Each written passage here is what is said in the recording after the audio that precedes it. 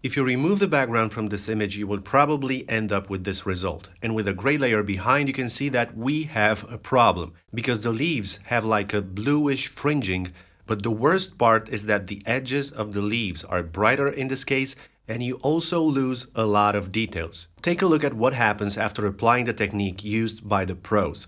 The fringing is gone and instantly I have more details in the edges of the leaves. So I can replace the sky and the result is very good every single time. Now let me show you how to achieve this result step by step in Photoshop. So let's choose the quick selection tool from here. This is the first step that you need to do, and if you look up here, you'll see the Select Subject button. Click on it, and after a few seconds, you'll see the selection.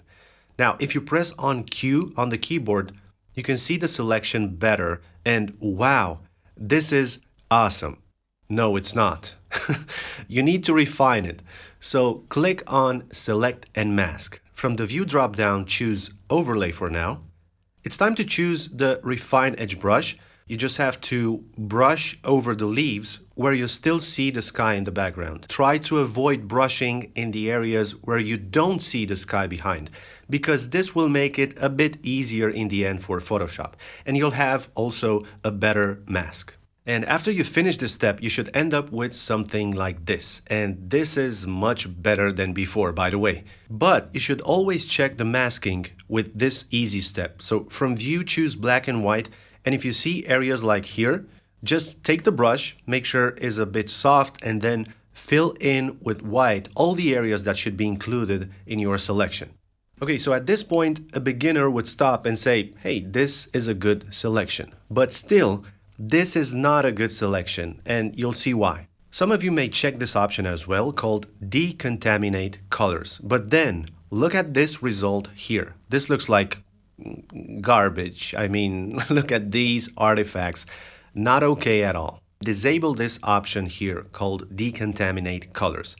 Then you could enter 1 for the feather and about 10% for the contrast. And from here, output the selection as a layer mask and then press OK. Now let me show you what a pro would do from this point. Let's make a duplicate of this layer, and we can rename the bottom one to Beginner. I can also create a solid color adjustment layer, and for the color I enter 50% here for the black, and then I press OK. This creates a 50% gray layer, and I will place it below the tree layer as the background, as a check layer. Let's see what problems do we have now. First of all, we have this aqua color on the edges of the leaves in different areas. And this is actually the blue sky that was removed in the previous step. Let me show you how to solve this issue. I select this layer and then add a hue saturation adjustment layer on top of it. Let's clip this layer to affect only the layer below. So I'm going to zoom in very closely in this area and then choose this targeting tool. Then click on the cyan color that's causing the problem here. Now I can shift the color with the help of the hue slider so that it matches the color of the leaves. And then I can also drag the saturation slider more to the left. Now it looks more natural, and as you can see, this problem was solved flawlessly everywhere on the edges of the leaves. So we can check in different areas, and this makes already a big difference for our selection. If I disable and enable this hue saturation adjustment layer, you can see a before and after. This is a huge improvement already, and if you enjoyed this trick, this is the perfect time to press the like on this video. In the next step, I will show you how to bring back some details in the leaves to have a much better cutout of this palm tree, and then we can change the sky as well. As you can see in this area, for example, the tips of the leaves are not visible, but pay attention to the following trick. Hold down Ctrl and click on this layer mask to bring back the selection of the tree. What happens is that when you reload the selection from a layer mask, Photoshop will contract the selection with 1 or 2 pixels. It will make it a bit smaller. So let me show you a very easy to understand example, because I know that you want to know why you need to do the following steps. Let's say I have this white background. I added a solid color adjustment layer on top and created a layer mask with a circle. I'm going to zoom in very, very closely to the edge of the circle, and if I hold Ctrl and click on the layer mask to load the selection, look what happens. The selection will be smaller because the mask has a bit of feather. If I invert the mask at this point, I will end up only with this thin edge.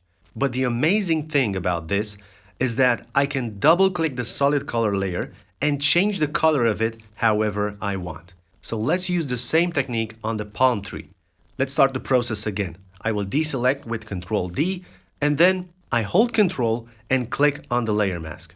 With this selection active, I go and create a solid color adjustment layer, and for now, I will make it black and then click OK. Hold down Alt and click between the layers to clip this layer as well. But you can also right-click the layer and choose Create Clipping Mask.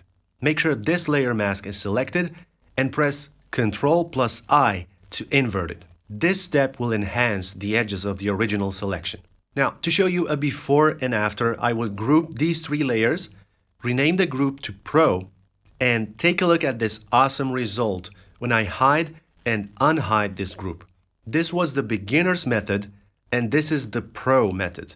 Look how much details we were able to bring back with this special trick. Look in this area where parts of the leaves were almost invisible, and now everything looks more natural and realistic. The amazing thing with this is that if you double-click the solid color adjustment layer, you can easily change the color of the edges depending on the new sky that you will use. And if you want to see other tricks just like this one in the future, maybe it's time to subscribe. So I quickly imported two different sunset skies to test them out here. I will enable the first one, zoom in a bit in this area, and then double-click on the solid color layer. Now I can just pick a color from the clouds, for example, maybe use a darker version, click OK, and here you go, the edges of the leaves are now matching the exterior environment. Let's enable the second one. I will again double-click the solid color adjustment layer, and that's the beauty of it. You are free to choose any color you want and control the saturation and brightness very, very quickly.